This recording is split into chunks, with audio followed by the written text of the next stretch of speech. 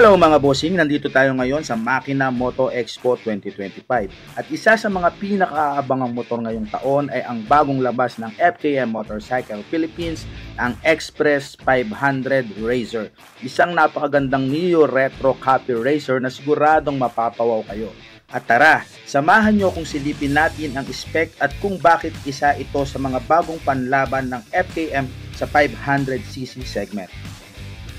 Ang FKM Express 500 Racer ay may 500cc parallel twin-cylinder engine na may liquid-cooled at may dual overhead cam, 8 valves configuration, kaya naman siguradong smooth at powerful ang performance nito. At naglalabas ito ng 35 kilowatts at 8,500 RPM at may 43 Nm of torque at 6,750 RPM. Kaya perfectong ito para sa city driving and highway cruising. At syempre, fuel injected na rin ito para sa may tipid at efficient na konsumo ng gasolina. Hindi lang power ang bida rito, solid din ang handling. Gamit nito ang inverted front shock absorber at monoshock rear suspension. Kaya expect mo ang premium ride comfort at stability sa kalsada. Ang gulong nito ay may sukat na 170-70-17 sa harap at 160-60-17 sa likod.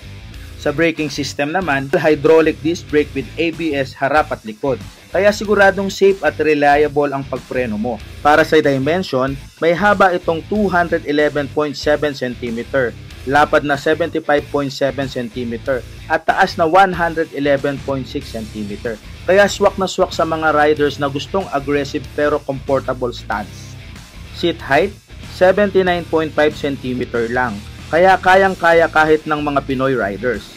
May 13.5 liters fuel tank capacity rin ito, kaya ready kang mag-long ride nang hindi agad-agad nagpapagas. Mga bossing, yan ang bagong FKM Express 500 Racer. Isang modernong retro copy racer na may performance, style at cutting-edge technology. Gusto mo bang makita ng personal? Bisitahin ang booth ng FKM dito sa Makina Moto Expo 2025 at baka ito na ang susunod mong motor. Comment down below kung ano ang masasabi nyo sa Express 500 Racer at kung gusto nyong makita ito sa isang test ride review.